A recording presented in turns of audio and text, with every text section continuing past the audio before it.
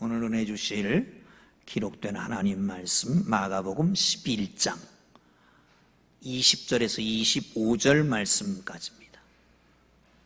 찾으셨으면 우리 함께 읽겠습니다. 시작. 그들이 아침에 지나갈 때에 무화과나무가 뿌리채 마른 것을 보고 베드로가 생각이 나서 여짜오되 라삐어 보소서 저주하신 무화과나무가 말랐나이다. 예수께서 그들에게 대답하여 이르시되 하나님을 믿으라. 내가 진실로 너에게 이르노니 누구든지 이 산더러 들려 바다에 던져지라 하며 그 말하는 것이 이루어질 줄 믿고 마음에 의심하지 아니하면 그대로 되리라. 그러므로 내가 너희에게 말하노니 무엇이든지 기도하고 구하는 것은 받은 줄로 믿으라. 그리하면 너희에게 그대로 되리라. 서서 기도할 때에 아무에게나 혐의가 있거든 용서하라. 그리하여 하늘에 계신 너희 아버지께서도 너희 허물을 사하여 주시리라 하시니라. 아멘. 할렐루야. 인사합니다. 주님의 이름으로 축복합니다. 평안하시기 바랍니다. 2월 주제는 이쪽에 있습니다. 함께합니다. 시작. 영적인 열정이 회복됩시다. 아멘. 영적인 열정을 회복하시기를 주의 이름으로 축원합니다. 할렐루야. 성경을 읽다 보면 이해가 되지 않는 난해한 부분들이 있습니다.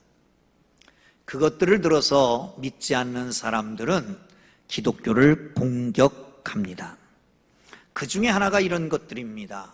열왕기하 2장에 보면 엘리사가 동네에서 나와서 걸어가는데 뒤에서 어린아이들이 쫓아오면서 소리 지릅니다.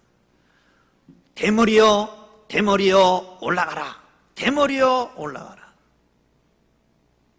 엘리사가 기도했더니 곰이 나와서 그들을 찢어버렸습니다.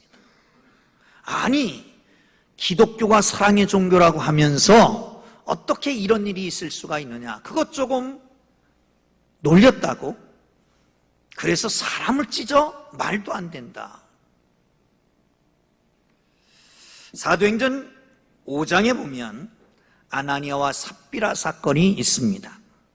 하나님 앞에 은혜를 받았습니다. 하나님, 제가 다 하나님 앞에 드리겠습니다. 은혜 받은 것 좋았습니다. 성령 충만해서 약속을 했습니다. 그런데 땅을 팔았어요. 아까웠나 보죠? 아니, 그럴 수도 있을 겁니다. 반은 놔두고 반은 갖다 바쳤습니다. 이게 전부냐? 예, 전부입니다. 그럴 수 있겠어요? 없겠어요? 고개를 끄덕끄덕 하는 거 보니까 큰일 날 사람들 많습니다. 장례 지내야 될 사람 많습니다. 그리고 나서 그 사람들 죽었어요, 둘 다. 아니, 그럴 필요가 있느냐. 안 내도 되는데, 그래도 반이라도 냈는데 왜 그들을 죽여? 오늘 본문으로 넘어가면 아주 난해한 구절입니다. 예수님께서 예루살렘 성전에 입성하시다가 시장하셨습니다. 나무가 무성한 무화과나무 밑으로 가셨습니다. 그리고 무화과나무를 에서 열매를 찾는데 열매가 없습니다. 저주를 하십니다. 내게서 다시는 열매를 얻지 못할 것이다. 마태복음엔 그 자리에서 말랐다고 그러고 마가복음엔 그 다음날 말랐다고 그럽니다. 여러분, 좀 치졸하다 하는 생각을 하지 않습니까? 아니, 당신이 배고파서 갔다가 나무에 열매가 없다고 나무를 저주해서 죽여버려? 아니, 더군다나 때가 아니라고 그러는데? 정말 어처구니 없는 사건일 수 있습니다. 그러나 생각해 보십시오. 여러분, 성경은 하나님의 성령으로 감동된 것입니다. 아멘? 그 성경은 틀림없이 믿는 사람들에게 유익을 주기 위해서 쓰여진 겁니다. 아멘? 그렇다면 그 상황 속에서도 어떤 유익을 주시려고, 어떤 교훈을 주시려고 우리에게 이 말씀을 주시는 거 아니겠습니까? 성경을 한번 보고 갑니다. 로마서 15장 4절입니다. 시작. 무엇이든지 전에 기록한 바는 우리가 교훈을 위하여 기록된 것이니 그리로 하여금 인내로 성령의 위로로 소망을 가지게 하려 함이라. 아멘. 모든 성경은 어떻든지 간에 그 모든 성경은 우리에게 인내를 주시든지 아니면 소망을 이루게 하시든지 위로를 주시든지 하기 위해서 쓰여졌다는 거죠. 이걸 마음에 담고 읽어야 된단 말이에요. 그렇다면 여러분, 이 생태계를 좀 이해를 해야 됩니다. 여기 우리나라에는 무화과나무가 이 중부지방에는 보기가 힘든데 남부지방 대전만 해도 있습니다. 저기 남부지방에서는 대단위로 농장도 만들고 그리고 기계화돼서 가공도 하고 가을이면 휴게실마다 그걸 판매하는 데도 있습니다. 그런데 이 무화과의 생태계를 좀 알아야 됩니다. 여러분, 모든 것은 목적이 있어서 만듭니다. 나무를 제목으로 쓰든지 아니면 의자로 쓰든지 가구를 만들든지 내지는 꽃을 보든지 그렇지 않으면 그걸 가지고 뭐를 만들든지 하기 위해서 만든단 말이죠. 그런데 무화과나무는 아무 쓸데도 없습니다. 꼿꼿하지도 않지요, 단단하지도 않지요. 그런가 하면 제멋대로 자라지요. 꽃도 없습니다. 무화과 아닙니까? 그야말로 쓸데가 아무것도 없고 단지 쓸데가 있다면 열매 맺는 것 이외에는 쓸데가 없는 거예요. 근데 열매가 없어요. 그래서 저주해버린 거예요. 또 한 가지 기억해야 될 것은 그때가 무화과의 때가 아니다 라고 말하는데 사실 무화과를 잘 몰라서 그렇게 생각하는 겁니다. 무화과는 3, 4월이면 잎이 나기 시작합니다. 그리고 열매가 맺혀지는데 그 열매는 파계라고 하는 열매인데 이 파계라고 하는 열매는 아주 조그만 혹같이 나서 가장 크면 살구 정도 됩니다. 그것들도 가난한 사람들이나 그 배고픈 사람들은 먹게 되는 그것조차도 없는 거예요. 6, 7월, 10월 달까지 가면 아주 풍성한 열매가 맺혀지는데 아마도 마가는 그때가 아니다라고 얘기했을 수 있습니다. 그런데 그것조차도 없었던 것이죠. 목적에서 어긋난 겁니다. 그래서 저주해버렸습니다. 또 한 가지 기억해야 될 것은 샌드위치 화법을 종종 사용합니다. 예를 들면 야이로의 딸이 아픕니다. 그 아이를 고쳐주려고 가다가 혈류증 환자를 만들어 고쳐줍니다. 그리고 가보다 보니까 딸이 났잖아요. 샌드위치. 같은 맥락에서 이해하는 거예요. 오늘 본문은 무화과나무를 저주합니다. 그리고 성전에 올라갔더니 성전에 장사치들이 있습니다. 다 내쫓고 깨끗하게 했습니다. 그리고 보니까 무화과나무가 말라 비틀어진 겁니다. 같은 맥락에서 이해를 한다면 그겁니다. 마치 성전이 외식하는 당시의 종교 지도자들의 모습을 보고 징계했다면 똑같은 맥락에서 이해를 해야 됩니다. 더 중요한 게 있습니다. 상징적인 행동이라고 하는 것입니다. 선지자들은 종종 상징적인 행동을 합니다. 어느 날 하나님이 부르십니다. 에스겔아, 너 머리를 다 밀어. 수염도 다 밀어. 그걸 저울로 달아서 3분의 1, 3분의 1, 3분의 1로 나눠. 3분의 1은 성 안에서 태우고 3분의 1은 칼로 베버리고 3분의 1은 날려버려. 주위의 사람들이 이상하게 행동했으니까 물어볼 거 아닙니까? 선자님, 아니 왜 그따위 짓을 합니까? 뭐라고 말할까요? 하나님께서 이것 곧 우리에게 닥칠 거라 말씀하시라고 그랬어. 3분의 1은 이 성 안에서 굶어 죽든지 병에 걸려 죽을 것이고 3분의 1은 적의 칼에 맞아 죽을 것이고 3분의 1은 포로로 잡혀가게 될 것이다. 여러분, 이스라엘 백성들이 그 말을 듣고 충격을 받지 않았을까요? 아니, 정말 하나님의 선지자가 왜 저따위 이상한 짓을 행동하는가? 그러면 뭔가 우리에게 가르쳐 줄 게 있지 않았을까? 여러분, 이런 충격적인 요법을 쓰기 위해서 상징적인 행동을 하는 겁니다. 정말 사람들이 이해하지 못합니다. 그런데 그 일을 행하잖아요. 먹을 것이 없어 배고파서 나무를 저주해버리고, 때가 아닌데. 여러분, 이렇다면 정말 이해할 수 없는 일인데, 정말 희한한 행동을 하는데, 그렇다면 예수님께서 어느 날 길 가다가 길가에는 나무를 저주하시면서 우리에게 충격을 줬던 것은 뭔가 우리에게 어떤 교훈을 하시기 위한 거 아닐까요? 여러분, 이것은 예수님께서 예루살렘 올라가셔서 하신 일입니다. 예수님이 십자가 지시려면 아직 한 주간밖에 안 남아 있습니다.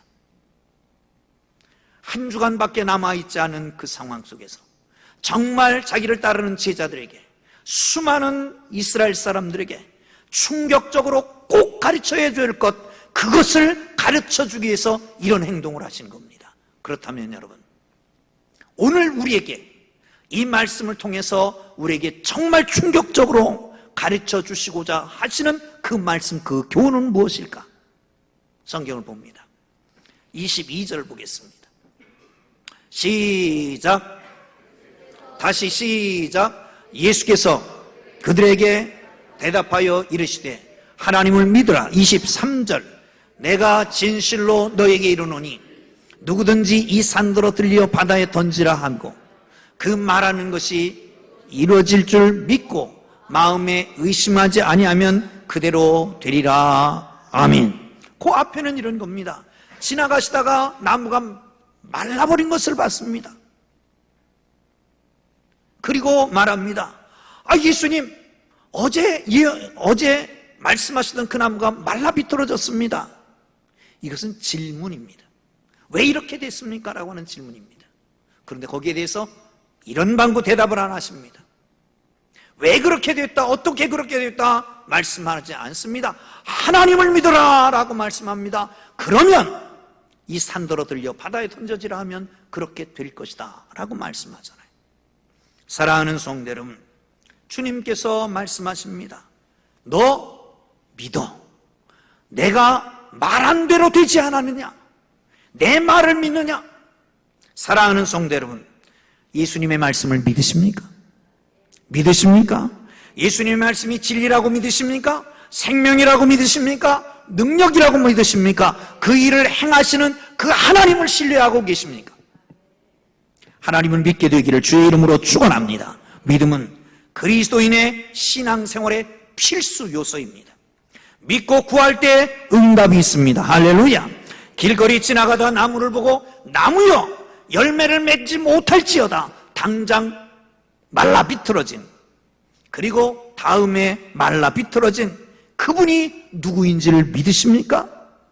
사랑하는 성도 여러분, 귀신 들린 사람을 보고 귀신아 나와라, 저 돼지떼에게 들어갈지어다, 귀신이 나와서 돼지떼에게 들어가는, 귀신이 순종하는 그분이 누구인지를 여러분 믿으십니까? 사랑하는 성도 여러분, 지난주에 말씀드렸던 제자들이 배를 타고 가다가 풍랑이 일었습니다. 여러 가지 일을 정말 최선을 다해서 하지만 물은 차오릅니다. 예수님을 깨웁니다. 깨어 일어난 예수님께서 말씀하십니다. 바람과 바다를 꾸짖으시니 잔잔해졌습니다. 제자들이 놀랐습니다. 바람과 바다를 꾸짖으시고 그가 순종하는 이분은 도대체 누구냐라고 묻습니다. 여러분, 일어설 수 없는 사람 4명이 끙끙거리고 들고 왔습니다. 그들의 믿음을 보시고 내 죄의 사함을 받았느니라 말씀하는 순간 일어나서 들 것을 들고 갔던 이분이 도대체 누구입니까? 소경을 보게 하고 또한 나병 환자를 깨끗게 하고 각종 질병을 치료하고 또한 나인성으로 들어가시다가 과부가 우는 것을 보고 거기 찾아가서 청년아 일어나라. 소경이 뻘떡 일어난 이분이 누구십니까? 사랑하는 성도 여러분, 바로 이분이 누구십니까? 나무를 저주하니까 그대로 말라버리고, 귀신이 명령하니까 귀신에게서 나오고, 바람과 바다도 순종하고, 귀머거리도 듣게 하고, 눈먼 자도 보게 하고, 시체도 일으키는 이분은 도대체 누구십니까? 여러분, 그분을 믿으십니까? 그분이야말로 나무를 만드신 분이요, 뿐만 아니라 나무를 다스리시는 분이요, 나무가 제 목적대로 가지 않으니까 저주해서 심판하시는 분, 창조주요, 섭리하시는 분이요, 다스리시는 분이요, 심판하실 분입니다. 사랑하는 성도들, 그게 바로 우리가 믿는 하나님이신 걸 믿으시기를 축원합니다. 그렇습니다. 로마서 11장 36절에서는 이는 만물이 주에게서 나오고 주로 말미암고 주에게로 돌아갑니다 말씀하십니다. 그렇습니다. 나도 바로 그분 안에 있습니다. 나도 만드시고, 나도 붙드시고, 사용하시고, 섭리하시고, 계획하시고, 그리고 나중에 뜻대로 살지 않으면 심판하실 그분을 믿게 되기를 주의 이름으로 축원합니다. 이 믿음이 있으면 이 산더러들요, 저 바다에 던져지라 하면 그렇게 되리라 말씀합니다. 그 산은 아마도 감람산에 서 계셨으니까 감람산일 겁니다. 그 바다는 아마도 저쪽에 있는 사해바다일 수 있습니다. 그러나 믿음으로 이 산더러 명령해서 저 바다에 던져지라 그러면 그렇게 되리라, 특정한 지역으로 생각할 필요는 없습니다. 여기서 산이라고 하는 것은 이스라엘 백성들에게는 정말 이루지 못할 것, 할 수 없는 것, 이것을 산이라고 얘기합니다. 스가랴서 6장에 보면, 스가랴서 4장 6절 7절 보면 이렇게 말씀한, 한번 읽죠. 시작. 그가 내게 대답하여 이르되 여호와께서 스룹바벨에게 하신 말씀이 이러하니라. 만군의 여호와께서 말씀하시느니라. 이는 힘으로도 되지 아니하고 능력으로도 되지 아니하며 오직 나의 신으로 되느니라. 7절. 큰 산아 내가 무엇이냐? 스룹바벨 앞에서는 평지가 되리라. 할렐루야. 거기까지. 여러분, 힘으로도 안 되고 능력으로 안 되고 애써도 안 되고 줄을 대도 안 되고 아무렇지도 아무것도 안 되지만 스룹바벨 앞에서는 평지가 되는 걸 믿으시기를 축원합니다. 스룹바벨 앞에서는, 하나님의 거룩한 백성들 앞에서는, 예수를 믿고 하나님을 창조주요 섭리주요 심판주로 믿는 우리 모두 앞에서는 평지가 될 줄로 믿으시기를 축원합니다. 여러분에게 있어서 산 같은 문제는 뭡니까? 정말 해결되지 않을 것 같은 문제는 뭡니까? 내 힘으로는 안 되는 것은 뭡니까? 어떻게 몸부림쳐도 안 되는 것이 뭡니까? 밤새도록 고민해도 안 되는 것이 뭡니까? 우리 주님께서 말씀하십니다. 믿어라! 그러면 스룹바벨 앞에서 산이 평지가 되는 것처럼 네 모든 문제가 해결될 것이다. 할렐루야! 할렐루야! 이 믿음이 여러분 속에 있기를 주님의 이름으로 축원합니다. 24절을 봅니다. 시작. 그러므로 내가 너에게 말하노니 무엇인지 기도하고 구하는 것은 받은 줄로 믿으라. 그리하면 너에게 그대로 되리라. 아멘. 너희가 하나님을 믿는데도 열매가 없다? 하나님을 믿는데도 산 같은 문제는 그냥 앞을 가로막고 있다?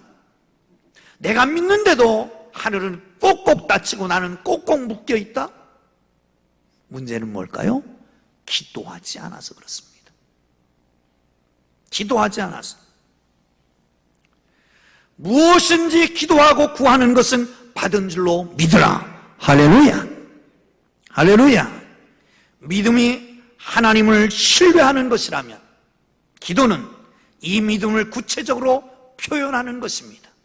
기도는 믿음이 가지는 능력의 근원이고 그 힘을 발휘할 수 있는 통로가 되는 걸 믿으시기를 축원합니다. 하나님의 전능하심만이 기도의 유일한 보장입니다. 하나님의 전능하심을 믿고 기도의 무릎을 꿇고 하나님께서 주시는 능력을 덧입기를 주의 이름으로 축원합니다.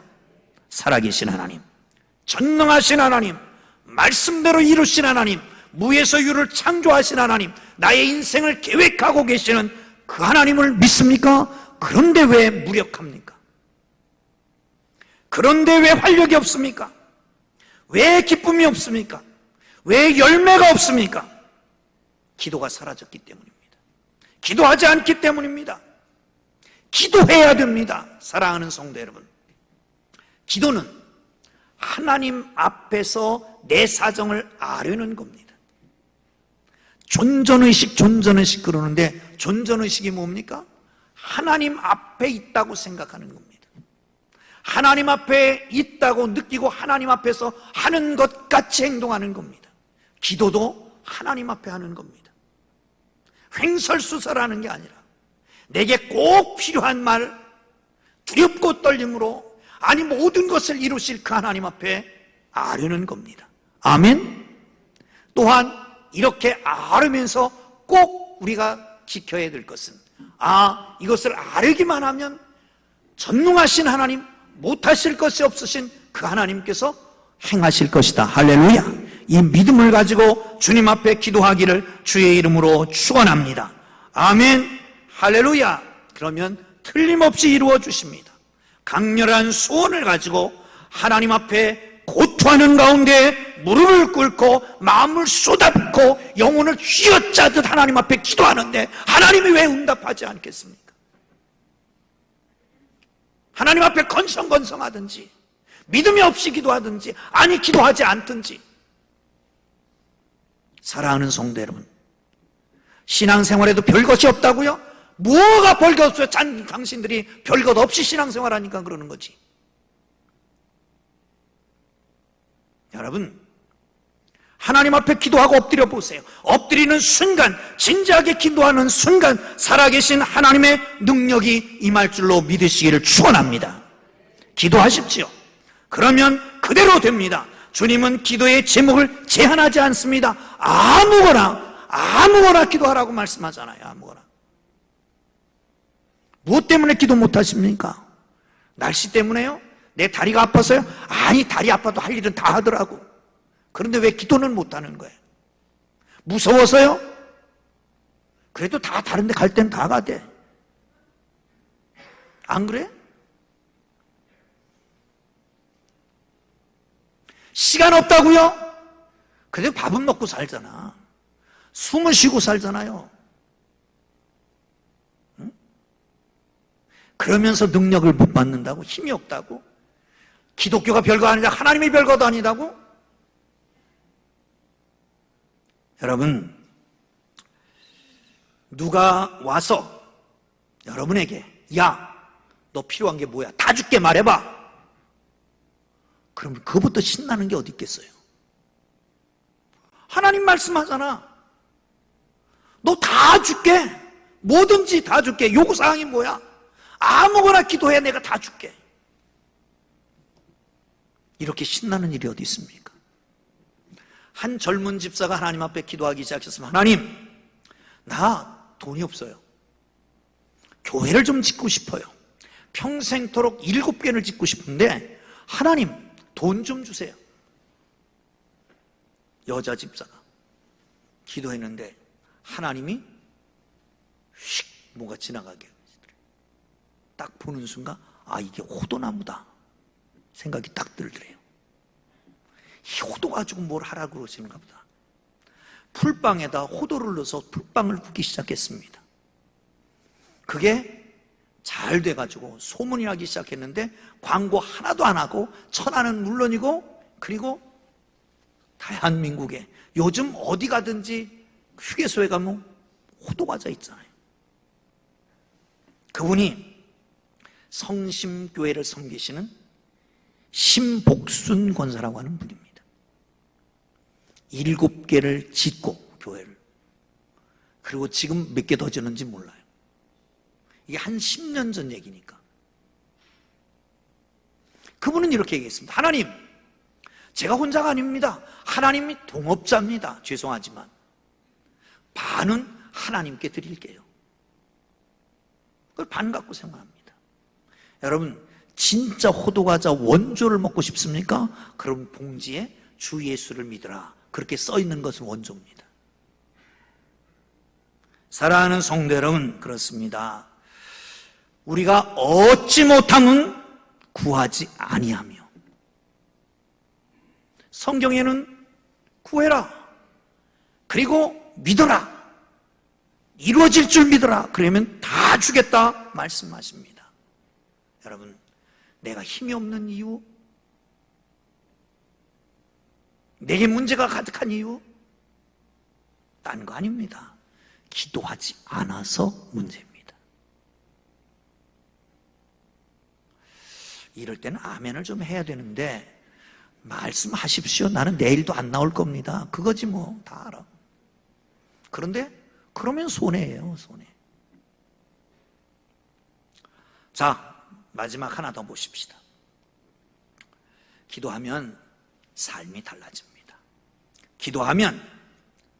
기도할수록 염려는 사라집니다. 불안이 해소됩니다.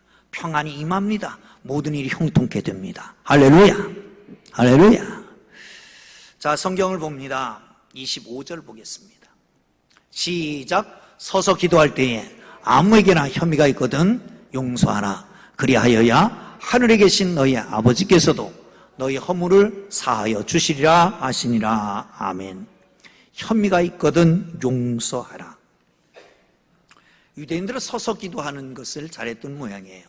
무릎 꿇고 기도도 하고, 서서 기도도 하고, 앉아서 기도하고, 눈을 감고 하기도 하고, 눈을 뜨고 기도도 하는데, 아마도 서서 손을 들고 기도하면 하나님께서 곧 내 기도를 들어주실 것이라고 생각했던 것 같아요. 서서 기도할 때에 누구에게 혐의가 있거든 용서해라. 여러분, 기도의 장애물은 뭘까요? 기도하는데도 응답이 없다. 이유가 뭘까요? 기도의 파이프라인이 막힌 겁니다. 기도의 파이프라인이 막히는 것은 죄와 허물 때문입니다. 예수님이 오셨습니다. 예수께서 그 죄와 허물을 지고 십자가에 달려 돌아가셨습니다. 죄와 허물로 죽었던 우리를 살려주셨습니다. 그런데 기도를 해도 응답이 없어요. 맹숭맹숭해요. 응답의 체험, 기적의 체험이 없어요. 왜 그럴까? 용서는 받았는데 왜 그럴까? 성경은 혐의가 있거든. 혐의는 헬라어 원어에는 이렇게 쓰여 있습니다. 엑세테 카타티노스, 엑세테 카타티노스. 이 말은 자신이 누구와 불화한 이유를 가졌거든, 누구와 등져 있거든, 혐의가 있거든 용서해라, 불화하거든 화해하고, 등적거든 다시 껴안고, 그래야 우리 기도가 응답된다는 거예요. 여러분, 명절이 되면 머리가 지끈지끈 아픈 사람이 있습니까? 다음 주가 명절인데. 왜 그럴까요? 아유, 그거만 안 왔으면 좋겠는데. 그것 때문에 그렇습니까? 아이, 그 인간 이번엔 안 왔으면. 그러면 기도가 응답 안 되는 거예요. 미워하면 신앙이 성장하지 않습니다. 미워하면 하나님과 우리 사이가 막혀버립니다. 미워하면 기도가 응답되지 않습니다. 대부분 기도가 막히는 이유는 인간관계의 갈등입니다. 인간관계의 갈등. 내가 어떤 사람과 갈등관계에 있다면, 내 마음속에 이웃을 향한 미움이 있다면, 용서하지 못할 마음이 있다면 그것이 기도를 막는 것입니다. 그러면 아무리 기도해도 용서가 없는 것이죠. 여러분, 기도하시기 바랍니다. 기도가 막히거들랑 용서하기를 주의 이름으로 축원합니다. 용서받아야 될 사람도 있는데 용서하라고만 그래서 미안하지만 여기는 용서받아야 될 분은 없는 것 같아. 용서해야 될 사람 의인들만 있는 것 같아서. 또 어떤 사람은 말씀을 고지고대로 믿고 목사님은 강단에서 절대로 거짓말 안 하니까 나도 용서할 것만 있지 용서받을 짓은 안 했지. 땡! 용서받아야 될 것은 용서받고 용서해야 될 것 용서하는 하나님의 사람들 되기를 주의 이름으로 축원합니다. 할렐루야. 얘기 하나 하고 마치려고 합니다. 해밍웨이의 소설 가운데 이런 얘기가 있습니다. 아들이 집을 나갔습니다. 아버지하고 싸우고. 그런데 한참 지나다 보니까 아들이 잘못했다고 생각했는데 아버지가 뉘우쳤습니다. 나도 잘못한 게 있구나. 시간이 많이 지나서 신문에 광고를 냈습니다. 그 아들 이름이 파코였던가 봐요. 파코. 화요일 정오에 몬타나 호텔에서 만나자. 다 용서했다. 아빠가. 근데 이 파코라고 하는 이름은 스페인의 아주 흔한 이름이었다는 거예요. 그래서 그날 정오에 갔더니 거기에 파코가 800명이 모였더래요. 무슨 얘기죠? 세상에는 용서받고 싶어 하는 사람이 많다는 거죠. 용서가 필요한다는 겁니다.